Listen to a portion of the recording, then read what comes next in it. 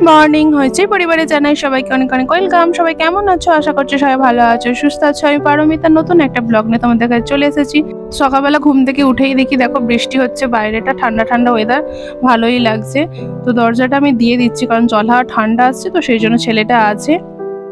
তো আমি ঘুম থেকে উঠে গেছি, আমার বড়মশাইও ঘুম থেকে উঠে গেছে। এখন দেখো 7:20 বাজে। মানু আর গপু এখনো ঘুমাচ্ছে, তো ওরা ওঠেনি। মানুকে এখন আমি ঘুম থেকে ডেকে তুলবো, পড়তে যাবে।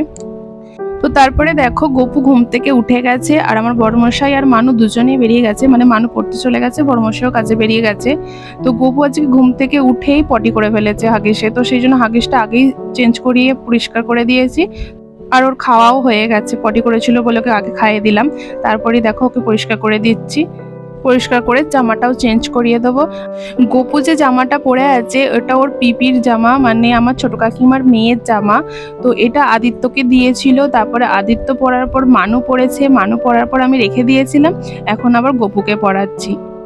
আর গপুর বেশিরভাগ জামাই হচ্ছে মানুর আর আদিত্যর জামাই আছে, যেমন কাঁথাগুলো হচ্ছে মানুর কাঁথা। ওর নতুন করে ওই সাদা যে জামাগুলো পরে সেই 4টে জামাই ওর জন্য কেনা হয়েছিল, তারপর বাদবাকি সবই মানুর আর আদিত্যর জামা। আর পুরোনো জামাগুলো পরাতেও ভালো লাগে কারণ নরম থাকে, তো বেশ আরামও পায়। এখন যে জামাটা পরাচ্ছি এটা হচ্ছে আদিত্যর জামা, আদিত্য পরেছে, তারপর মানু পরেছে, এখন আবার গপুকে পরাচ্ছি। জামাগুলো ভালো আছে, কিছু হয়নি, তো সেই জন্য পরাচ্ছি। আমার বড় পুরোনো জামা পরাতেই বেশি ভালো লাগে।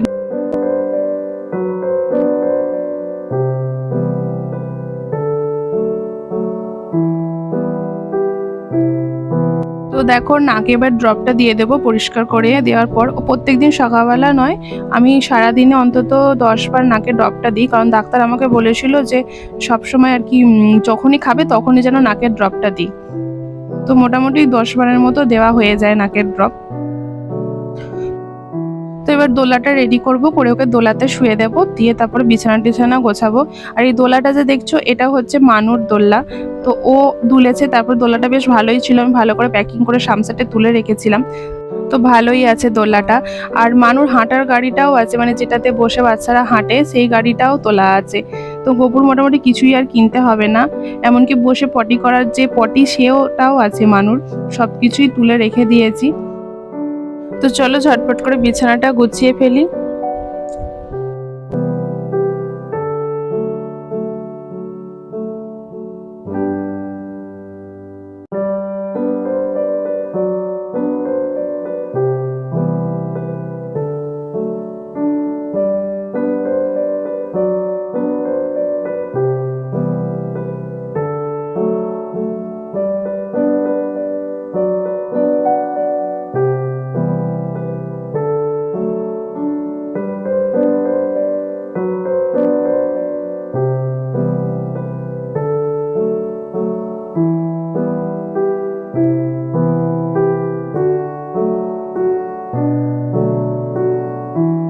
আর এই বিছানার মধ্যে যে কালো পেপারটা পাচ্ছি এটাও হচ্ছে মানু যখন ছোট ছিল তখন কিনেছিলাম।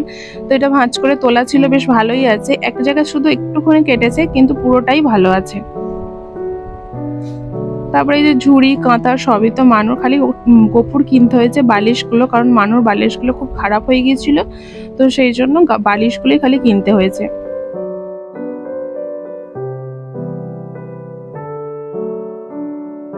তো গপু তো দোলায় শুয়েছিল, শুয়ে কান্নাকাটি করছিল, তো সেই জন্য আমার বিছানায় তুলে দিলাম। মানে দোলার মধ্যে শুয়ে উল্টে যাচ্ছে, আর দোলার মধ্যে শুয়ে উল্টালে জায়গাটা কোথায় পাবে, মুখ টুক সব ঠুকে যাচ্ছে। তো সেই জন্য বিছানার মধ্যে তুলে দিয়েছি। আমি বিছানায় শুয়ে শুয়ে খেলাম, ততক্ষণ এগুলো সব ভাঁজ করে নিই। তারপরে মেঝেটা মুছে তারপর ওকে ঘুম পাড়াবো। ও ঠিক এই সময়টা ঘুমায় বলেই তবু আমি স্নান করতে যেতে পারি। ওর ঘুমোতে ঘুমোতে আমার স্নান, মানে ঘুমোতে ঘুমোতে না, আমার স্নান করে আসতে করতে ওর ঘুম আমার হয়ে যায়। আধ ঘন্টার বেশিও ঘুমাবেই না, যে হ্যাঁ ঘন্টাখানেক ঘুমাচ্ছে আমার কিছু একটা কাজ হবে সে নয়। ওই স্নান করে এসে ঘরে ঢুকবো, ব্যাস উঠে পড়লো। আজকে আবার গোপুর ভ্যাকসিন আছে, 3টে দেবে, পায়ে 2টো, একটা হাতে। তো তার জন্য তাড়াতাড়ি করে আবার রেডি হয়ে মানুকে স্কুলে পাঠিয়ে দিয়ে বেরোতে হবে 11টার মধ্যেই।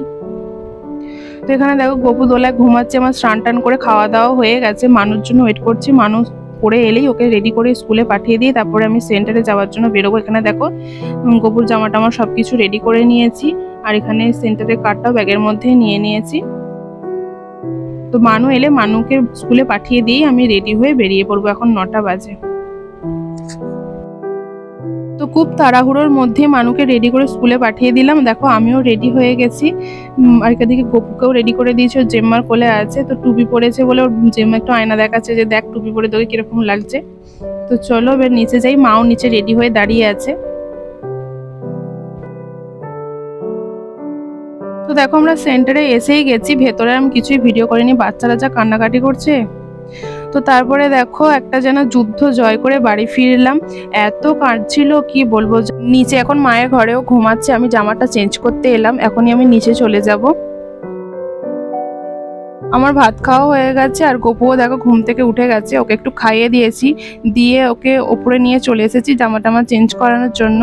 তো যখন ভ্যাকসিনটা দিয়েছিল তখন তো প্রচুর কাঁদছিল, যত গায়ে জোর আছে তত কাঁদছিল, কিন্তু বাড়িতে এসে দেখো হাসছে, আর কোনো কান্না নেই। আমি তো ভাবছি যে সারাদিন কাঁদবে।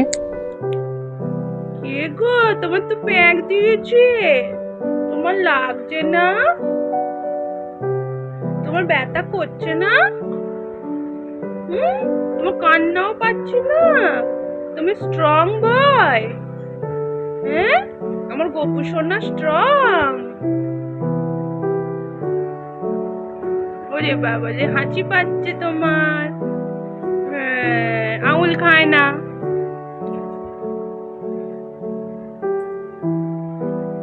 চলো ড্রেসটা চেঞ্জ করে দিই তোমার, হাগুসটা চেঞ্জ করতে হবে। হ্যাঁ বাবলি, হ্যাঁ বাবলি, সব চেঞ্জ করতে হবে তো, করতে হবে তো। ও ও বাবারে। তো জামাটা চেঞ্জ করিয়ে কোলে দেখো নিয়ে আমি একটু ঠান্ডা জলে সেক দিতে বলেছিল, তো সেই জন্য ঠান্ডা জলে একটু সেক দিচ্ছি। যেখানটা আর কি ভ্যাকসিনটা হয়েছে সেই জায়গাটা বাদ দিয়ে চারধারটা একটু জল জল দিয়ে সেক দিতে বলেছিল, তো সেই ঠান্ডা জল দিয়ে দেখো দিচ্ছি।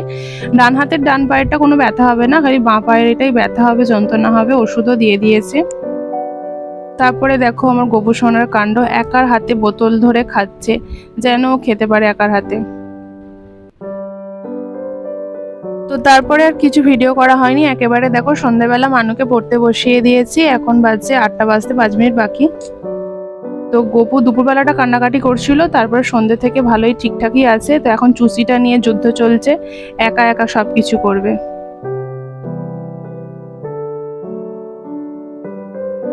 তো চলো ভিডিওটা আজকে এই পর্যন্ত, কেমন লাগলো অবশ্যই কমেন্ট করে জানিও। দেখা হচ্ছে পরের ভিডিওয়ে, সবাই ভালো থেকো, সুস্থ থেকো, গুড নাইট, টাটা।